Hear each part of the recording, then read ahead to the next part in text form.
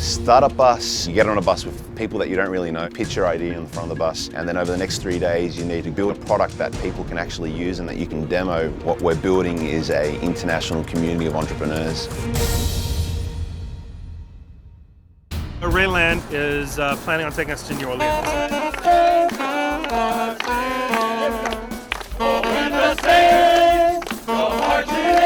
And I don't know much about apps. I like to see it working because it's working. Just explain to me what your pitch is and the concept of making money. I hope you all come out on top. And they're working towards arriving in San Antonio, where they will be assessed, and there will be a semi-final and then a grand final and then a further final that happens in Austin. You've been on your own, working on your product. It's very intense. You've got your own sort of pressures on you, collaborating with your team. You now suddenly meet everyone else and you realize you're not the only team here. You're competing against like dozens of people, and we had 150 people. Then you sort of get that you're closer now to the deadline where you're actually going to be evaluated and judged. And so you're building something, and it's the first real feedback that you're going to get. It's a beautiful day in San Antonio. I am really not well. My body is starting to get weak and, shut down. This is going to be the opportunity for all the buspreneurs to basically get together and work. All the teams are going to be in one place. This is the first day that we're not going to be traveling 70 miles an hour down an interstate, banging and bumping in a motor coach. Now is the time when people start to get a little bit frustrated. Having Ray as a conductor, it really pushed the limits of some of the people on this bus. A lot of the people that were on the bus were actually former conductors themselves, so they felt like they knew the rules, they knew how the game worked. The people started getting a bit antsy based on this process that he had developed. They suddenly felt like what buspreneurs in the first time felt like, where they had this insecurity and they didn't know what was going to happen next. Today there's going to be another round of elimination of teams. We're going to be probably cutting 2, and we're going to be going down to about a number of 3. Things are going to get pretty exciting. It was a more formative allowed you to invite your friends to your favorite sporting event or concert based on the number of people that bought tickets through the app. What was the business? So if you get 5 people going to the game with you, everyone got $10 in value loaded on their ticket to use inside the stadium for food, lunch, and restaurant. Where'd you come from? From the what? From the Startup Accelerator I went through. Oh, okay. Yeah. What's it called? The brand ring. That's like right up there with Y Combinator, right? Mm-hmm. But yeah, it's pretty awesome. Yeah, I'm sure you learned a ton there, huh? Mm-hmm. Yeah. Last night at 5 Texas time, and I woke up at 7:50, so I can't do math anymore. I'm a little tired. Feeling pretty enthusiastic, however. I'm good at that. I am from non-subscription, which is the subscribing to lunch model, delivery lunch model. A little cranky. I'll be better when I have some breakfast. I feel like when I hear Brazilian, most often the only thing you can get is a Brazilian steakhouse, which is just an excuse to eat meat. If you can ever go, it's on Lincoln Avenue. Yeah. And I don't know the other, yeah, but it's very, very, very famous. Brazilian sushi. Huh. It's very fancy. You know? Yeah, neat place. And I would put the money on non-subscription at this time, just based on the way that they are prepared and the way that they are kind of presenting themselves, and also just the team that they have. But we might get a surprise. I don't know. We might get a surprise. I hope we do. Susie, where you at? Okay, this is pretty nice, huh? Hey, Maria! Maria, where are you at? All my people are Mexican rock stars, man. Yeah, that's beautiful. This is so wonderful. We got an amazing batch of... See, he was one of my Ramiro, people last year. Ramiro. so much love. All right Mexicans. here. We have a really solid group of hackers, designers, and everybody else.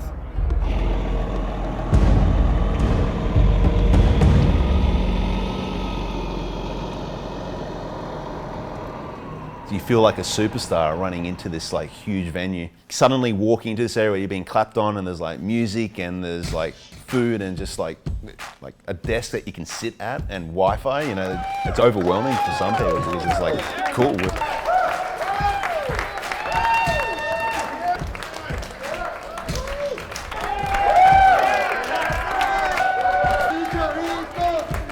Elia Bazanis. Elia, just what's going on this morning? How is it going? It's just getting started. What Wake up, Elliot. So sorry, we have been on a motor coach for 5 days. We have been 2,000 miles. What's going on? Today we're going to be giving the first round of eliminations.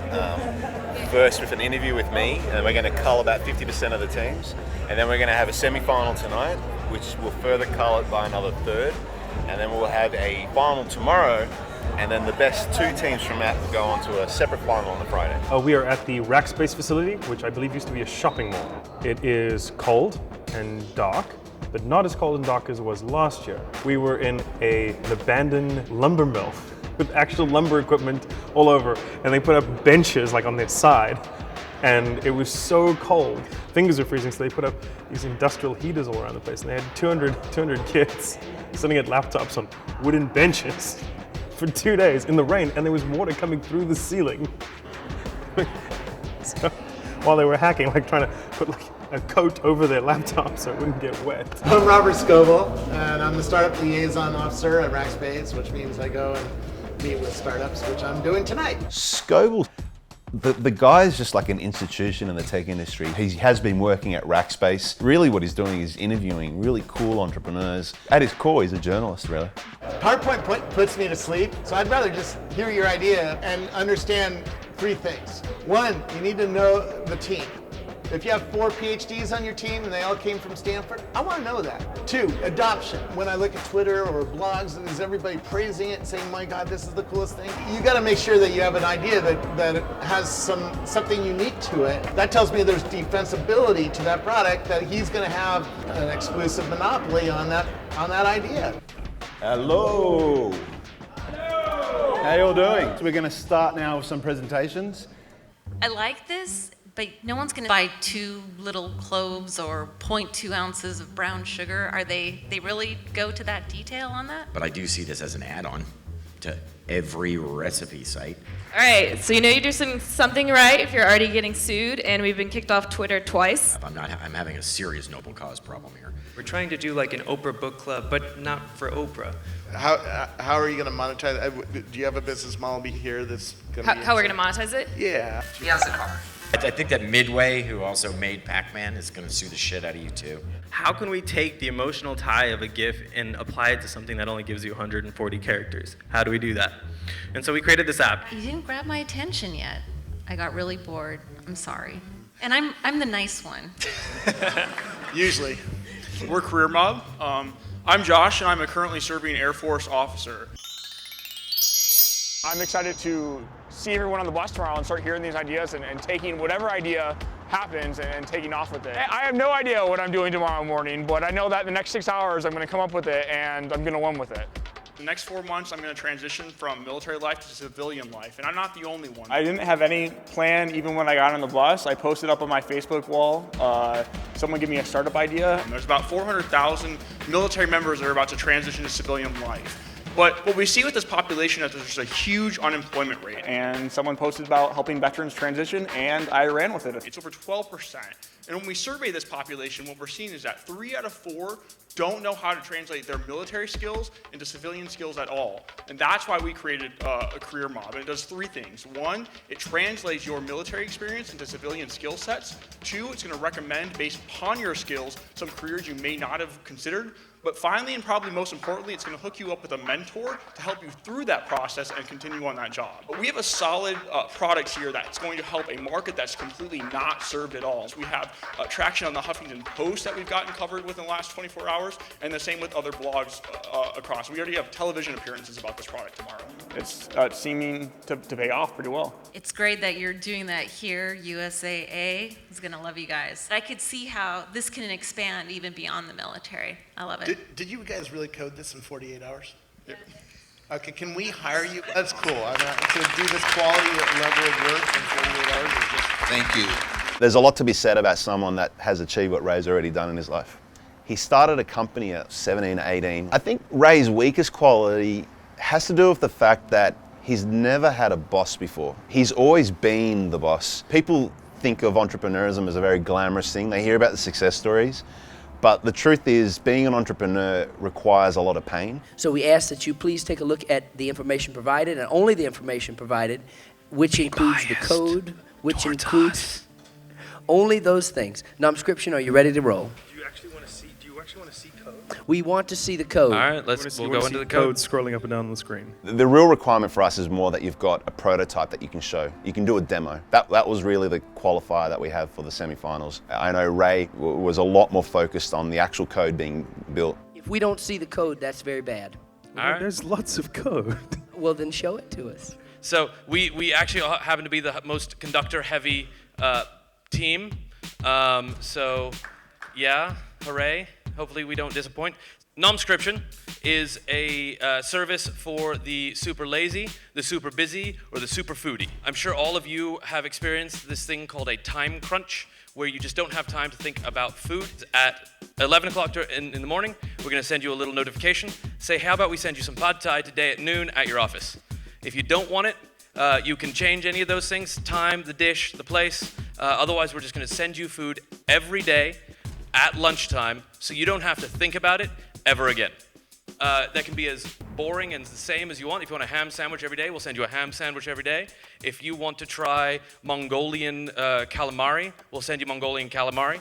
So let me show you how it works. Every day, our servers are going to do their little thing. They're going to ask for the phone's location because we want to know whether you're where you need to be. If you're not at your office, we don't want to send food to your office. If you're in another city, we don't want to send food to you at all. Maybe we want to look for food in that city. We also build a taste profile for every person during setup. We're going to ask you a few questions to understand what you like and what you don't like. And we're going to use the Order In API to look at the restaurants that are around you and the dishes that they provide, match those dishes against the dishes that match your custom food preferences. We're gonna pick one of those, and we're gonna send you a notification on your phone with that dish, the time and the place we're gonna send it to, and a couple of alternatives. If you don't want that dish, you can change that out. We're gonna place that order through the Order In API with a local restaurant to deliver to your door at the time that you asked us to. Once you do that, you can rate the food that you got, so we learn over time what you like, what you don't like, just like Netflix. If possible, demonstrate the functionality of what has been completed at this time and then go directly into the code. Thank you. Ray, he would come up with his ideas of like, I'm gonna get them to do a code review. I didn't know the extent of what he wanted to do there. Did this code review on the stage, and from what I heard, it was a complete disaster. Show your code. Nobody has ever done this in the history of any pitch competition ever, and there's no reason to do it either, because we have 20,000 lines of code, give or take. Could you show us the functionality of the app? I just did. If we wanted it to, it would deliver food here at this moment. Could you just go back? I think I might have missed that. Go back to the app. We have 3 developers who've been working 3 days solid doing this stuff. There is no way I can talk to you about and show you my code. It's not going to help anybody. Where we hope to shine is in matching up the taste preferences and doing a really good job of building those taste preferences and identifying the dish that you would want. Could you please continue with the code review and just show us that, please? This could take a while, so bear with us. I mean, there's not really... How much code do you want to see? We'd like to see the Java that's written for the front end on the app, please. Ray had the right intent, which is you need to build real code, but the reality is you can't evaluate code that quickly. So I believe that you guys wrote your Android app. We obviously could see that you sent the API requests and stuff, so and the screen's small, I can't read the code up there, so I don't think it's necessary for us to see all of the exact code that you wrote on GitHub. Nobody on stage is a Clojure programmer anyway, because there are not that many of them. We did it because it was cool and hard. So we tried. Thank you so much to Team Nomscription. We appreciate that.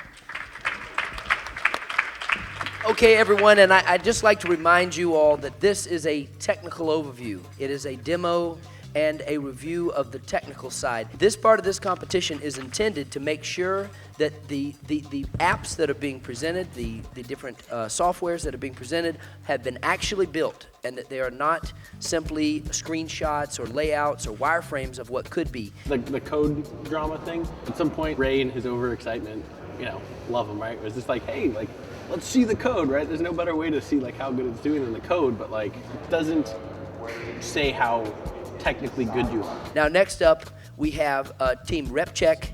Go ahead and take the mic, and we appreciate it. It's easy to understand the concept, I want lunch in my stomach right now, because everybody has that commonality, but not a lot of people in that room have dealt with business credit. Here's RepCheck.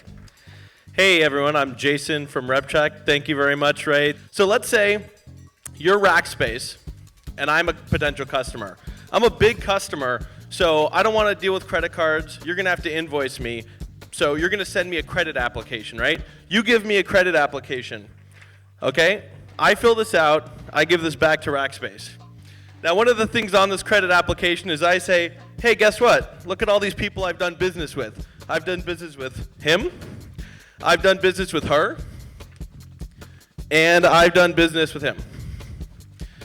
Now, what's going to happen here is this nice man from Rackspace is going to have to actually give each of these people a piece of paper to say, hey, how is doing business with RepCheck? Because they want servers from us. And then each of these people is going to send this back to him. And his salesperson is going to be like, when can I get my commission? When can I do this? All this stuff is held up on this completely offline process. This is a painful process that 500,000 businesses do. So what we've done, new application, so he clicks new app. All he does is put in my name, phone number, email. I'm going to get an email to fill out a credit application. Notice how many people were touched in this process? That is the key to the virality here. So now each of these people who are involved in this process are going to be able to do this. So this application is just all the information you need. It tells you why you're actually filling this out in case you're confused. But this thing is going to become pretty standardized. It already happens every day on Fax. So what's going to happen is I'm reference 1. I get a simple form. How long have you been doing business with this company? These are the 4 questions or 5 questions that this process entails. So we're just going to completely take all these forms and just get rid of them. So again, 3 days, that's pretty damn cool. Thank you. I mean, I think the product and the idea are totally great, but one of the key issues is this data is incredibly sensitive. And what is your data storage policy? I know you talked about permissions, but are you storing all the data? Where is it being stored? What's the risk of hacks or attacks or anything like that? This process is fully analog right now, and these papers get put into filing cabinets in offices that generally aren't even locked. So with this data right now, obviously we take it very important, and people are trusting us with this data, but there's not any specific regulation or level of compliance we have to go to. How can I tell that you didn't use a simple WordPress site to create what you have there? And the judges kind of rejecting the code review because they didn't think it was really possible to do on a stage so quickly. Because it doesn't say WP and .php everywhere, and it works. I think that we should have a general level of trust. If you're telling us what you're doing is what you did, then I think that we can believe that. Yank, welcome. We have 2 judges who have fallen based on an emergency, so we are going down to a 4-judge panel at this time. We've created this personal alert safety system that uses 2 things that you already own, your earphones and your smartphone. Bear with me that this is a smartphone. I just wanted you guys to be able to see. I'm an avid runner, and I have lots of friends that are avid runners. And unfortunately, one of them was sexually assaulted last year when she was out running by herself. And at the time, she really had no way to inform anybody that she was in this, serious situation, or it was about to happen, or in the process of happening. And so this is where our app comes into play. So you have this app that's running in the background of your phone, and you can arm the app. And so if you're out running or walking and you feel like you're going to be in some situation, all you simply do is yank the headphones like this. So when I do that, it initiates a sequence of events. The first thing is a countdown. You also hear it beeping, and on your smartphone it will be my emergency contacts get a text and or email. If you do yank it out by accident, you're notified many ways, and you know that this is happening, and then you can go in and click cancel to prevent it from going out. I walk around the city a lot, oftentimes late at night, so I could see how this could be beneficial, but I think that if I was under distress, it would be great to alert someone in San Francisco, but I think I would prefer alerting the police. Is there any way that I could make 911 a contact, or just directly contact 911 through the site? Once the countdown initiates, there is a panic button. And if you choose the panic button and type in your PIN, we're going to directly connect you to 911. And also, if you go with the subscription base, so that's the monetization of this app, We're going to have a call center that specializes in, I guess, home alert systems and just safety. And they can listen to that audio, inform authorities, and look at your GPS location. Just to be cruel, what's your test coverage? No, I'm just kidding. All right, thank you so much to Yank. We appreciate that. All right, next up is, go me up. Thank you, Ray. My name is John Hartman, and I'm a man with a problem. I really want to be a UX designer, right? But all of my skills are based around development. So how do I identify the skills that I need to be a UX designer, and how do I bridge the gap from where I am to where I want to be? We built a very simple, straightforward app with a very simple, straightforward setup. We use a LinkedIn API to help get your skills in a very quick manner. Now, if we click sign in and we pull in your list of skills that you have set up in that system, we give you a chance to add new ones. This is where you would also add new ones if you had not come from LinkedIn. We give them the ability to search for their dream career, such as UX designer. So it drops us in and it says, these are the skills you need to be a UX designer. It shows you the current, it shows you all of the skills you need, it shows you the ones you already have, and it also says, hey look, you know, A/B testing, it looks like you could really use that one. Here's where we show you the ways that you can gain that skill. My good friend Kevin here, who's gonna show you some of the code. There we go. It is written in PHP because everybody knows PHP. There's lots of really cool languages out there, but PHP developers are much cheaper, they're plentiful, and we can go down that avenue. You like that? So the problem we're trying to solve here is that It's a really hard thing to do, right? So he had the right intent. I think it's just the way he executed that kind of backfired. you want to learn a new skill and you're not exactly sure what path you should take to get there. Yes. And it just became a painful process for everyone watching. It was apparently very humiliating for Ray.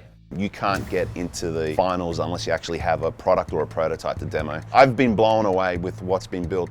And in this year's StartupBus, I think we hit a whole new level. And we not only had working products that people could start using right now, but we had significant traction. And some of the teams had like 5,000 users already. They're not even Twitter had that after 6 months.